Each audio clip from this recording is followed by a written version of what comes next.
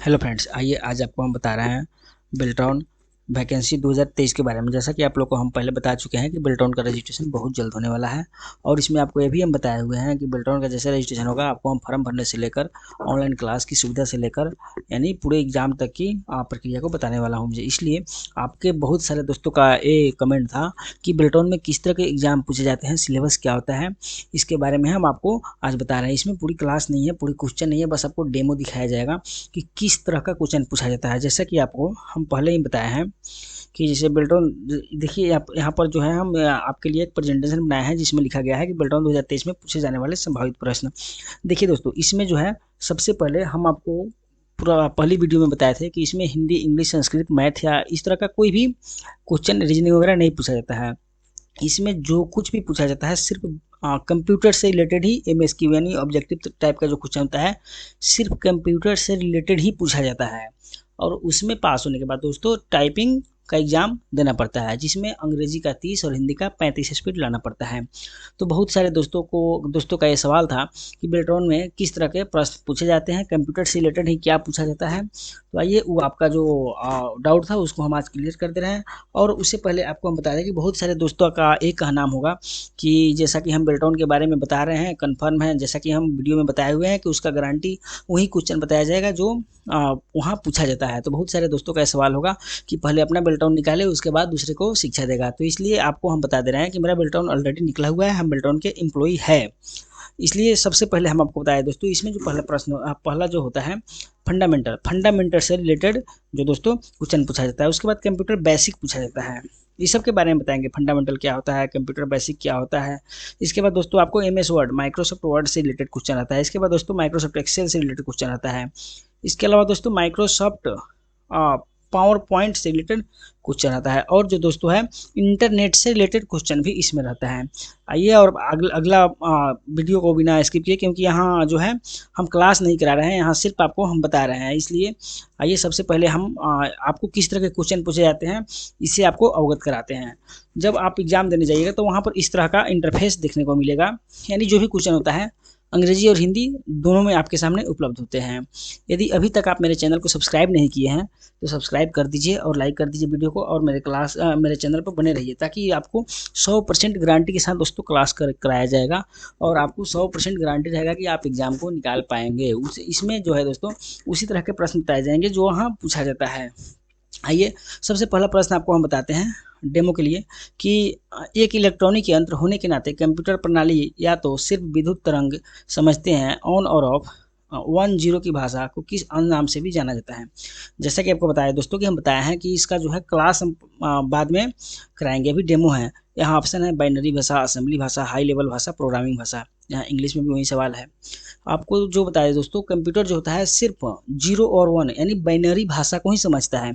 इसलिए दोस्तों इसका जो आंसर होगा बाइनरी, एक जो है उत्तर बाइनरी भाषा होगा। अब आपको ये सवाल होगा आपका कि हमको कैसे पता चलेगा। तो आपको आने वाले अगले क्लास में हम बताएंगे कि बाइनरी भाषा भी पढ़ाना है आपको, और इसके अलावा जो भी प्रश्न आपके सामने आ रहे हैं सब आपको पढ़ाया जाना है। बस आपको ये बता रहे हैं कि इस तरह के प्रश्न आते हैं। जैसे देखिएगा दोस्तों, यह सवाल भी पूछा जाएगा कि निम्नलिखित में से कौन यंत्रों का समूह केवल इनपुट डिवाइस है। अब आपके मन में भी सवाल होगा कि इनपुट और आउटपुट पता नहीं है, इसलिए हम पहले से वीडियो में बताते आ रहे हैं कि आपको इनपुट आउटपुट इसमें जितने सारे, बस आपको सवाल बताया जा रहा है। जैसे इसमें देखिएगा निम्नलिखित में से कौन से यंत्रों का समूह केवल इनपुट है। जैसा कि बताया दोस्तों माउस तो इनपुट है, कीबोर्ड इनपुट है, लेकिन मॉनिटर आउटपुट है जो आपका डिस्प्ले होता है। जॉयस्टिक भी इनपुट है। यह तो इनपुट पूछा जा रहा है, इसमें एक मॉनिटर जो है आउटपुट है, इसलिए यह नहीं होगा।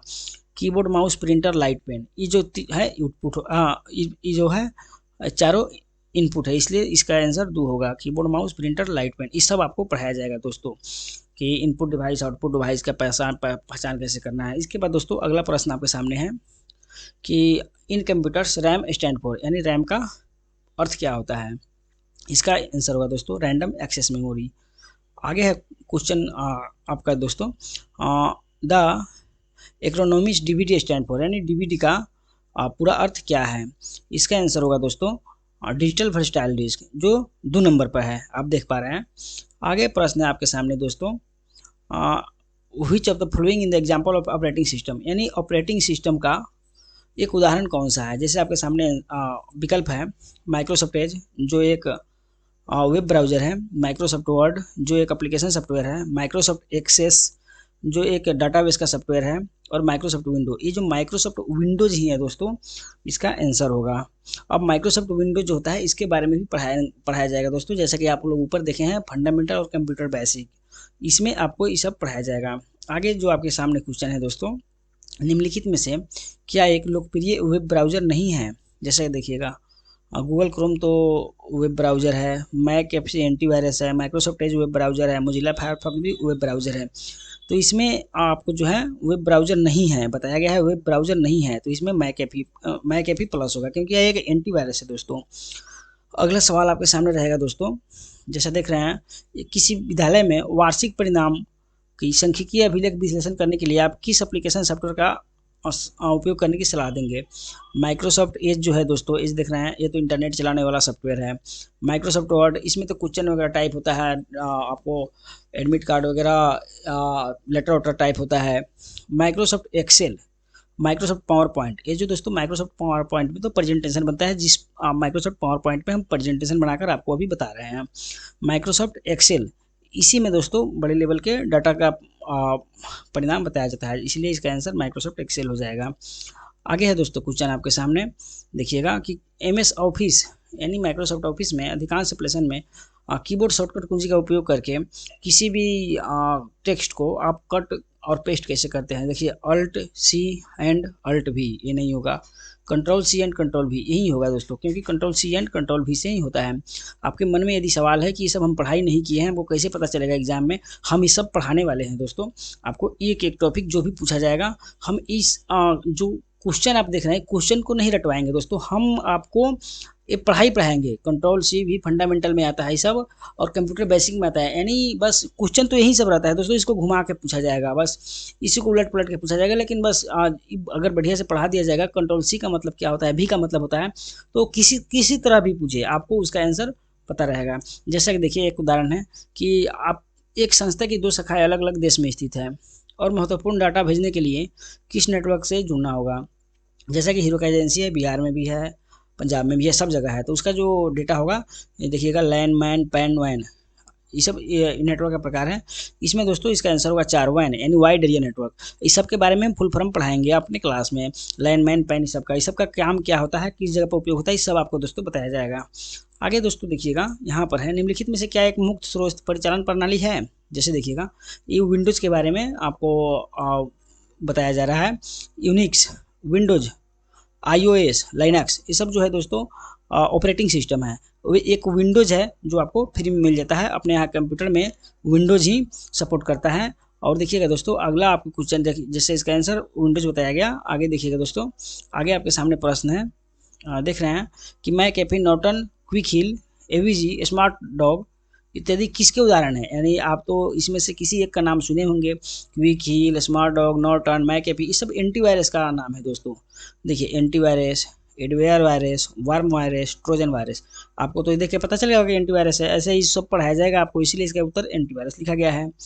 आगे देखिएगा दोस्तों, जैसा कि आप देख रहे हैं कि ई कॉमर्स शब्दावली में यूपीआई का क्या अर्थ है।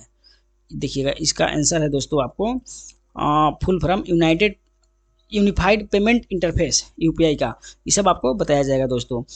इस तरह दोस्तों आप जो है आगे देखिए, इन HTTPS स्टैंड फॉर, यानी HTTPS में इसका क्या अर्थ होता है, सिक्योर और सिक्योर्ड, ये आप देख रहे हैं दोस्तों।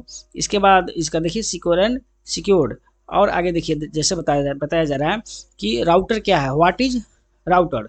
आप देखिए दोस्तों इसका आंसर होगा आउटपुट डिवाइस, एक आउटपुट डिवाइस, एक इनपुट यंत्र, एक संग्रहण यंत्र, एक नेटवर्किंग यंत्र।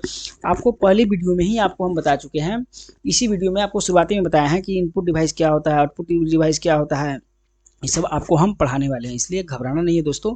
आपको हम फिर से बता दें कि यदि आप अभी तक मेरे चैनल को सब्सक्राइब नहीं किए हैं तो सब्सक्राइब कर लीजिए और लाइक कर दीजिए, क्योंकि आपको जो है शुरू से लास्ट तक की क्लास कराई जाएगी।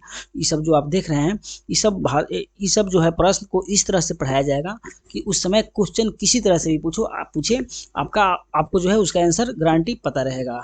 इसलिए दोस्तों आप मेरे चैनल पर बने रहिए।